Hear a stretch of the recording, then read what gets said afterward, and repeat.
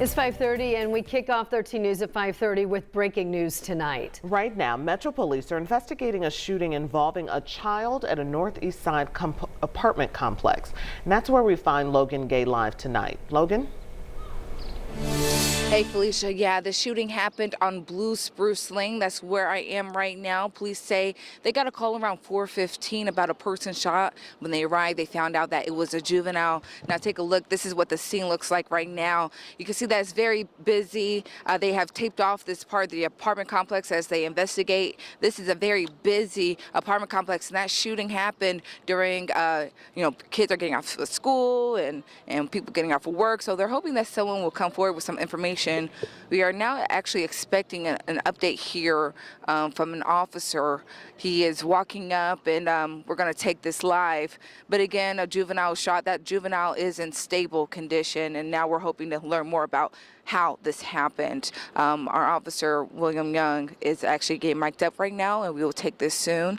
But again, you can see that police right now are have taped off this area. We've seen a lot of parents with kids. The officers have had to walk them to their actual apartments so they can get home because this area is not accessible to anyone while they investigate. So William seems to be ready, so we are going to turn it around right here and get some details.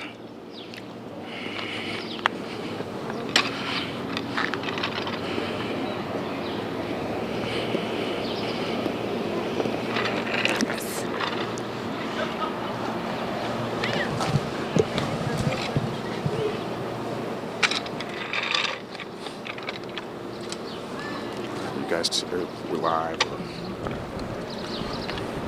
First name is William, W-I-L-L-I-A-M. Last name is Young, Y-O-U-N-G, Public Information Officer for the Indianapolis Metropolitan Police Department.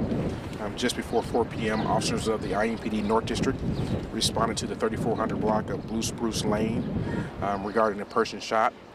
Those officers quickly arrived and discovered a juvenile female who sustained injuries consistent with gunshot wounds. Those officers immediately rendered aid to that juvenile. Indianapolis Emergency Medical Services and the Indianapolis Fire Department, they arrived shortly thereafter. They quickly transported the juvenile to an area hospital. I believe that's Riley Hospital. Well, that juvenile is in serious condition. Our IMPD aggravated assault detectives, they've arrived on scene. Our North District officers, as you can tell behind me, are canvassing this area, hoping to speak with witnesses and so forth. We are not sure at this time if this occurred inside an actual apartment or outside. That will come out as the investigation continues.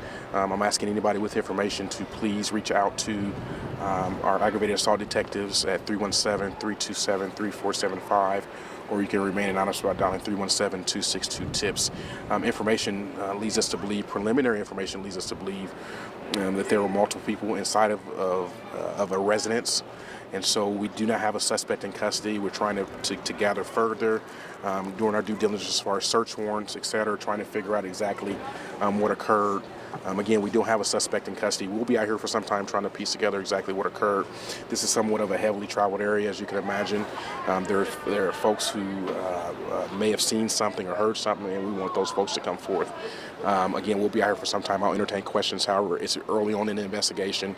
We are speaking with multiple people that were inside of a residence.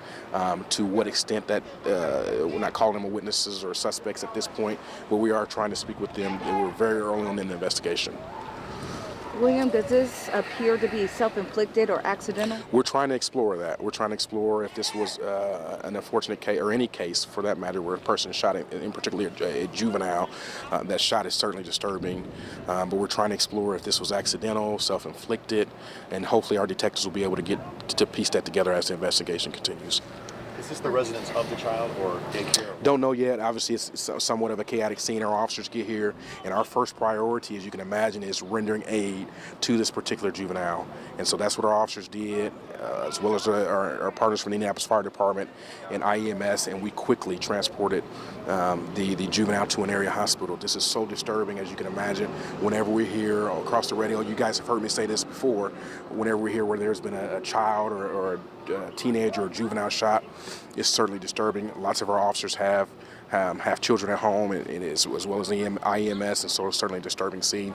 And so hopefully we'll get to the bottom of it. Again, we are speaking with certain folks who were in this particular area. To what extent their involvement is, I don't know yet, but hopefully that will come out as the investigation goes on.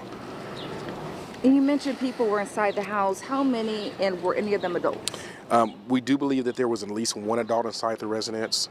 Again, that will come out as an investigation continues. We're early stages. Our main priority as an agency was to render aid to that juvenile. And so now we're in our beginning stages to figure out what's going on. Whenever we have a complex scene like this, we have to separate possible witnesses. We have to canvass the area, looking for maybe video footage. If there's been any 911 runs to this area in the last couple of days, et cetera, if there was some type of disturbance, all those things our detectives will explore as the investigation goes on. I apologize if this has already been asked. Are you able to share the age of the juvenile? I don't have an age as of yet. It's a female juvenile. And again, that will come out as the investigation goes on. And just to be clear, you said I'm going to call her little girl, is in serious condition? Yes, in serious condition at this time. And you don't know if it happened inside or outside the home? Correct. The girl is in serious condition. At last check, I think it showed that she was stable. But again, I want to applaud our officers for getting here quickly, trying to render aid as much as they could until IMS and the Indianapolis Fire Department were able to arrive. Again, this is certainly a disturbing scene. You see me time and time again when we talk about firearms in the home or people who should not have a firearm, and so it's certainly disturbing.